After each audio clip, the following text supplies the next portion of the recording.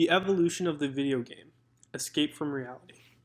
Gaming is a revolutionized industry that combines unique storylines from movie-like scenarios and real-life decision-making. It puts people in different worlds with distinctive properties, whether it be utopia or dystopia, and live in a world without consequences. However, it started with a humble beginning due to limitations in popularity and hardware. From simple games like Pong to first-person shooters like Call of Duty, and now to open-world games like Far Cry 5. But why and how did games become so popular? During the Great Depression, people sought escape from the cinema, but video games have taken its place since then. Video games are a platform of escape from daily struggles. As computer hardware advances, consoles and computers become cheaper and more powerful. Video games have become a mainstream entertainment system through progression of hardware and intuitive game designers. Early games. While video game popularity exploded during the 60s and 70s, their origins can be traced back to as early as 1952. British professor Alexander Douglas developed the game OXO, or Tic-Tac-Toe, where the player could challenge these massive computers to a game of wits.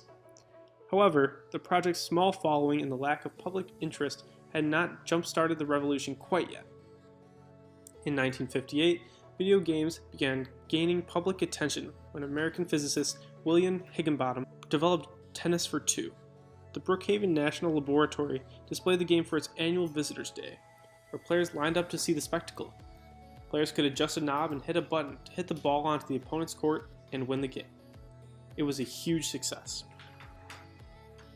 Finally, video games were being noticed. It was during this time that the so-called father of video games, Ralph Baer, would take his throne, inventing a prototype multiplayer, multi-program video game system that could be played on a television.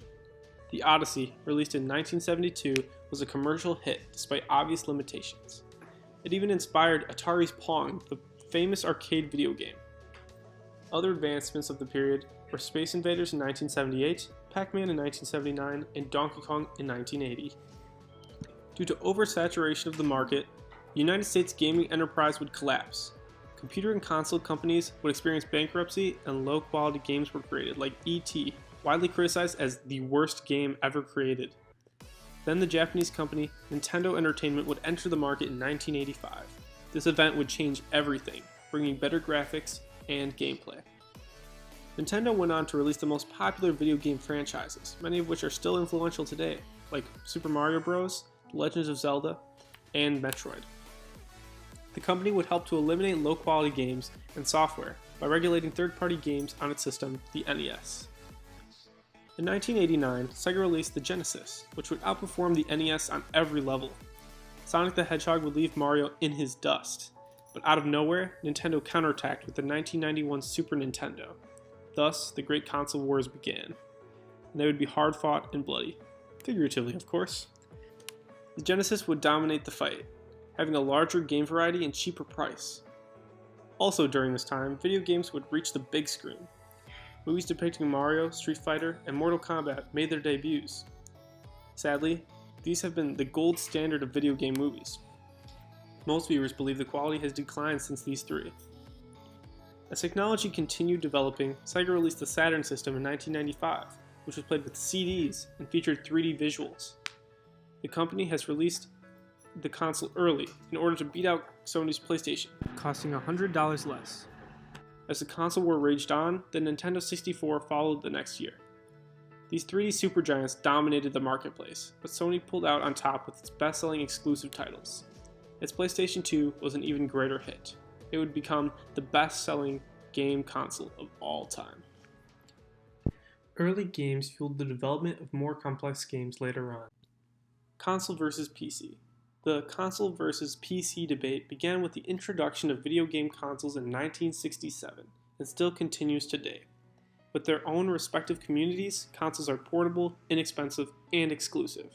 Compared to PCs, they are more capable of sharing with friends or family. Consoles have a varying price range, depending on the company and model. Some examples are the Nintendo Switch at $300, the Xbox One X at $499, and the PlayStation 4 at $279. Everyone pays these prices for the same performance and quality, while PC users must pay higher rates for better performing computers. Another benefit of consoles are their portability. Most systems have slim and compact designs that can be put into a backpack, including the cables and accessories that accompany each console.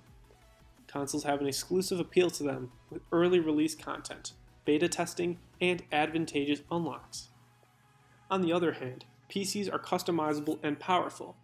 PC users can fully customize their computers to suit their preferences, including the CPU, Central Processing Unit, GPU, Graphics Processing Unit, RAM, Random Access Memory, regular memory, and even the case.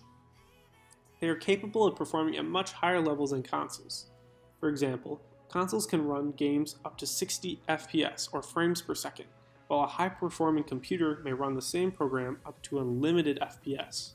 However, to enjoy the full capabilities of PC gaming, users have to pay higher prices for better parts.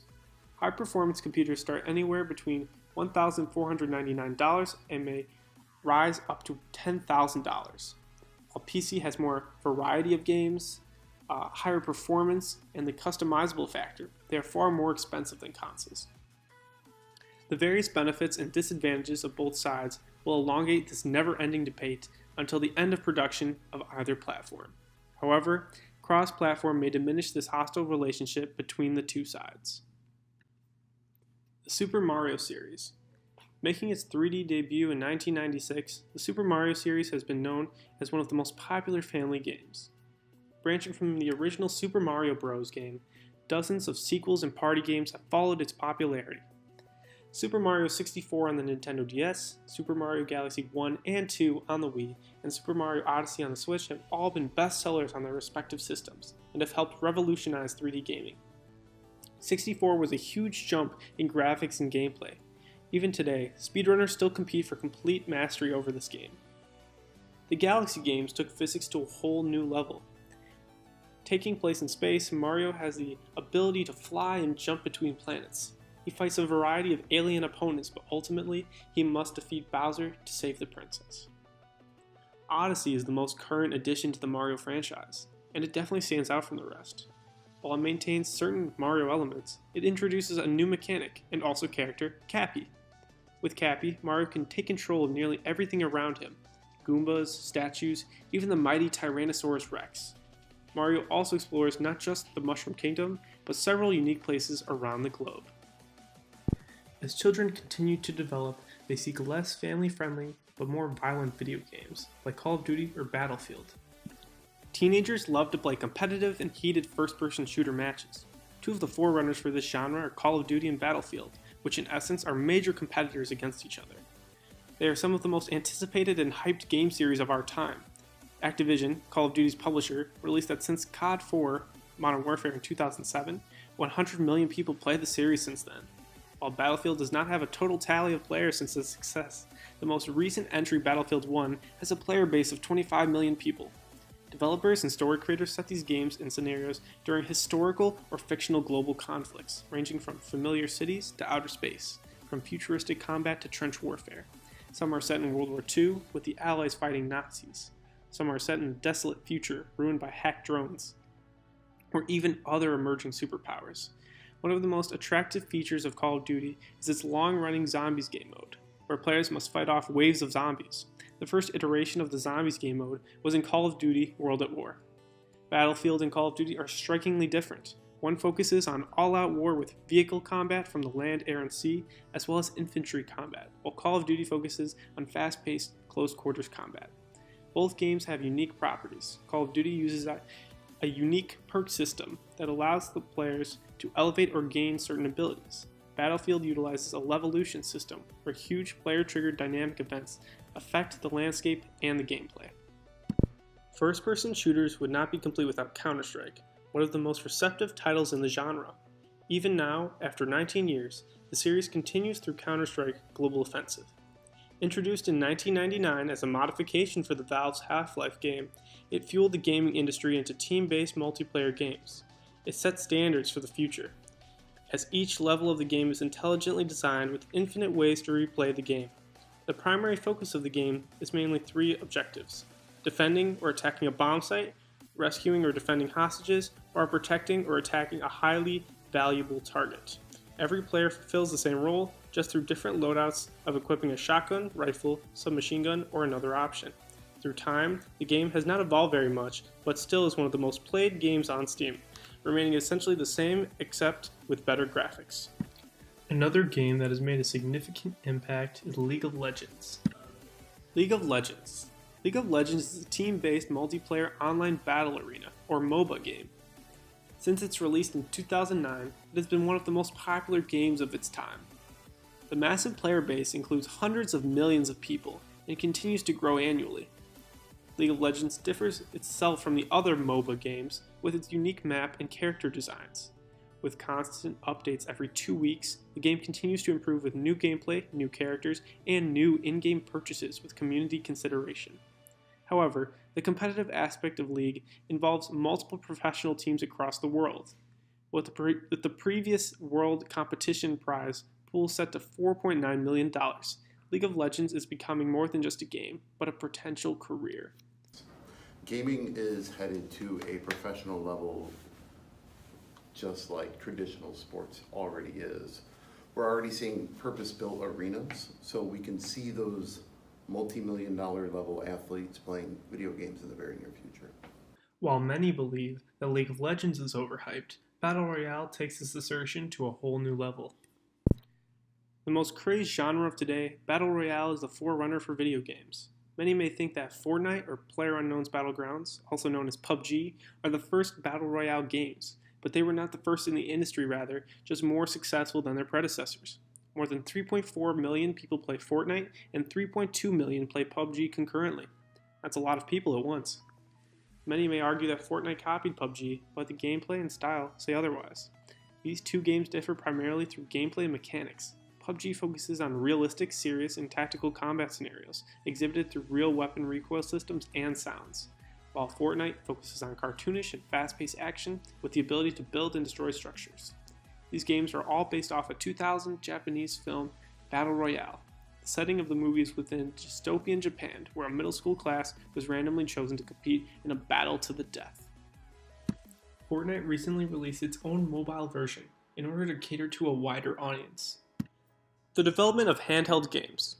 Portable gaming was first developed by Mattel in 1977, when the company developed the first handheld system which was only capable of playing one game.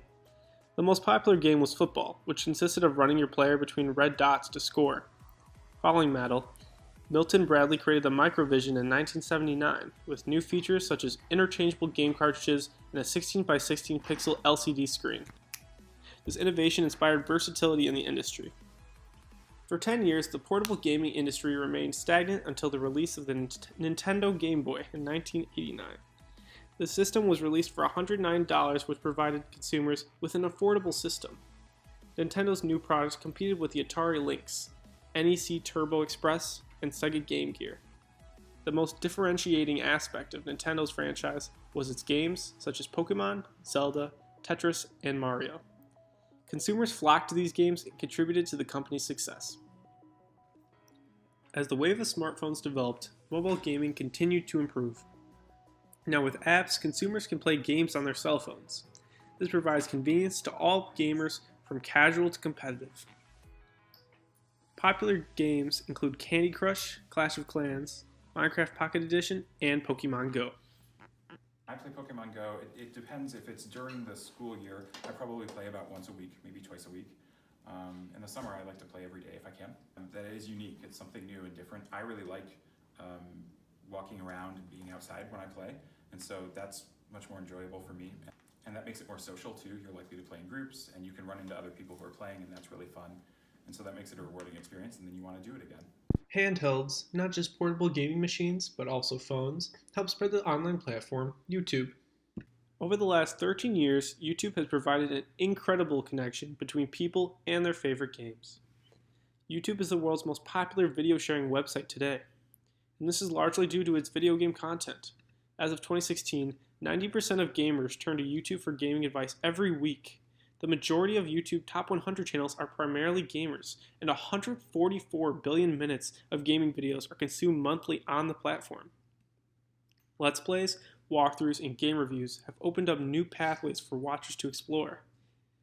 The platform incentivizes successful creators with advertising revenue.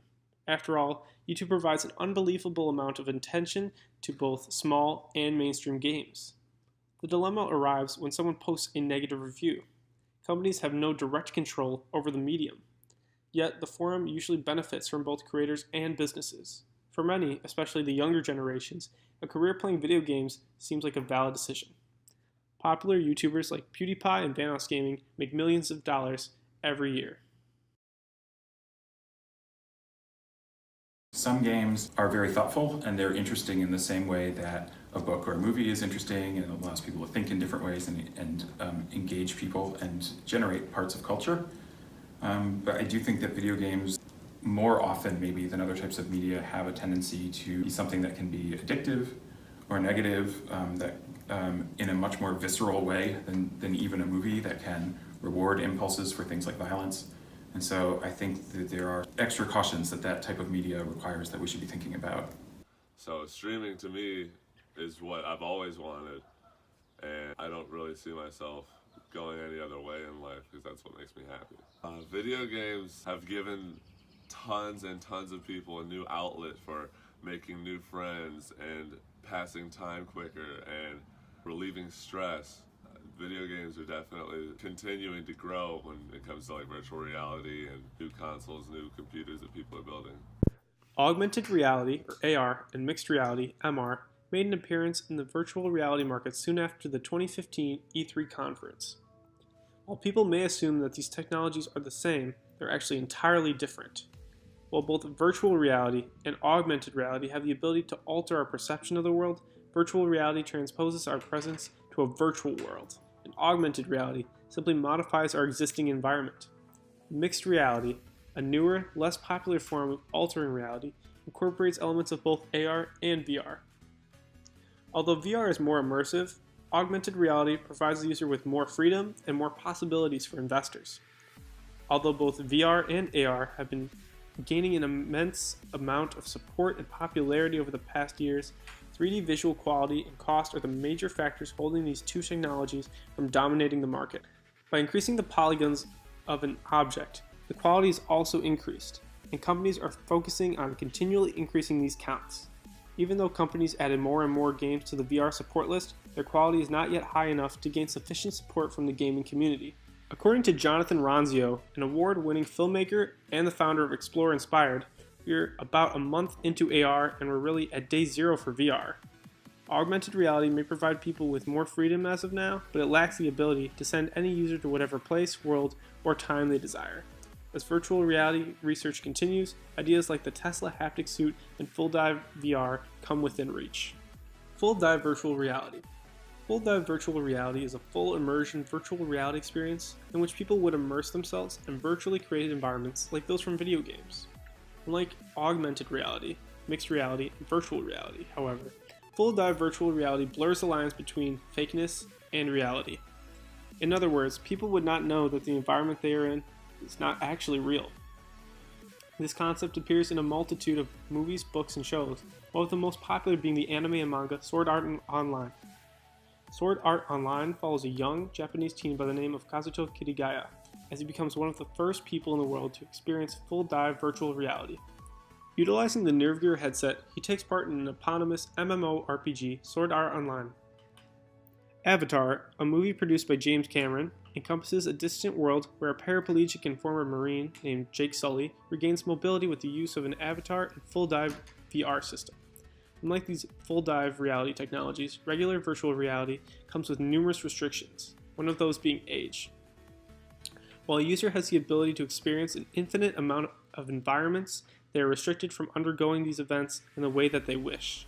In other words, in full dive VR, if an elder person wanted to live through the body of a 20-year-old, they would be able to. In the real world, the user would be unconscious during the experience. The entire event would be like a dream in which the user has complete control. As of now, however, we understand very little regarding the phenomenon of human consciousness, the senses, and their relationship to the exact workings of the brain and nervous system.